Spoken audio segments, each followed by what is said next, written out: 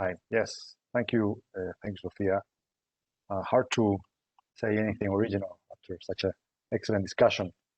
Um, well, first of all, I just want to thank you all for your participation in this workshop.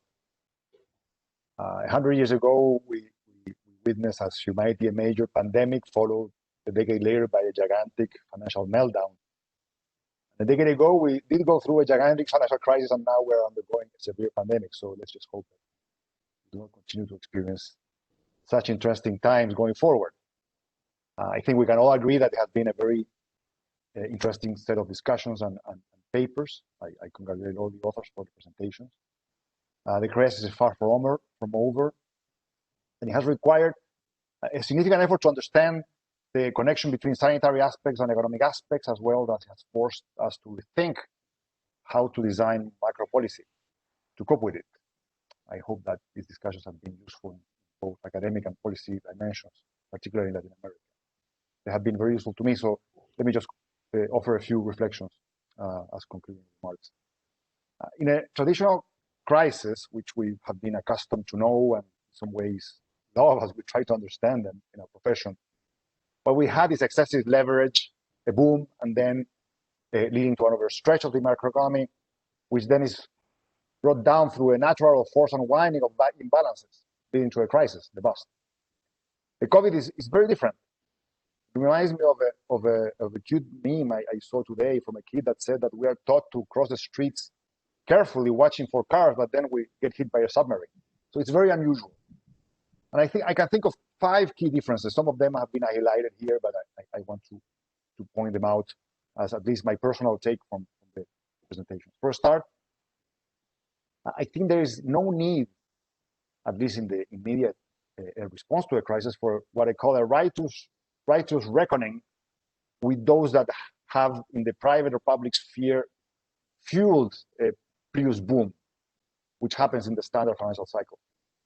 So all this idea to carefully tailor incentives in the immediate policy response so as not to create moral hazard is very much of less of an issue today, particularly in the first stage of the policy response. Even more so, instead of a process in a standard financial cycle or crisis in which you want to carefully manage the leveraging of the economy. Here, the policies during the COVID recession on the fiscal, monetary, and regulatory side, because the financial sector have been healthy, have instead moved towards the up-leveraging in the short term, both households and firms. We have to take that into consideration, that as a way of smoothing the crisis, you need to have this up-leverage process. However, this will interact as time goes on with the fact that the COVID crisis is a real shock, and which has made the world poorer. I like to think about the pandemic as a global shock that has reduced in a temporary but very persistent way the labor productivity of face-to-face retail, hospitality, and personal services. There are not many ways to get around this fact, and therefore the policies that are implemented on the fiscal, monetary, and credit side have looked to first smooth the spillovers, which is called the sort of macro support or demand support, and also mitigate the hardship, which some here have called the help to those that are immediately affected. The destruction of wealth will put limits in the long run to the extent of the up-leveraging that I just mentioned. And will probably require moving to a second stage, as someone talked about in the previous panel, a new stage which obviously require a different set of policies. Thirdly, I think this also reminds me of what Louis Dornbusch used to say, that it's not the crash that kills you, but rather a sudden stop.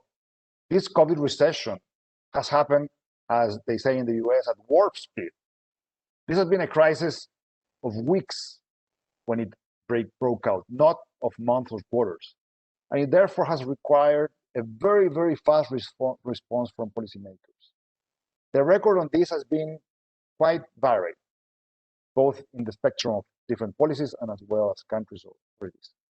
We have seen in many jurisdictions how the political economy of deploying fast support gets tangled and delayed in political debate, including also the dimension of implementing lockdowns and constraints personal freedom in democracies. The trade-off between fast action versus targeted action, I think, is also important. given that the policy horizon at the initial response is of weeks instead of months, when the whole economies are coming crashing down. Finally, and I think in part because of the difficulties in acting fast enough, the world will not only end up poorer, but also more unequal. This is also true and quite dramatically so in Latin America, which has been hit heavily by the pandemic. As we've seen, one of the areas that has been disproportionately hit hard by the death toll of the pandemic, but also where, due to structural factors such as informality, which has not performed the usual buffering role that played in other recessions, and also where small and medium enterprises comprise the bulk of the productive sector, have fared much worse than larger firms. I think a new stage will require improving the policy design, improving implementation for this new stage, so as to shift to a more targeted support, dealing with, for instance, debt relief, proactive restructuring, and also research. I have the hope that we can be up to the challenge, but this will require both good technical and also political instincts. In closing, I would like to thank the organizers.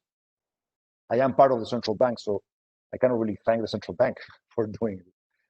But of course, the staff that has done this, as well as our friends from outside the central bank, Álvaro Aguirre, Sofia Bauduco, and also Roberto Chang and Andres Hernandez and Andy Meyer for making this happen. I've enjoyed it a lot, although I haven't been able to be in all the presentations, but I found them extremely insightful.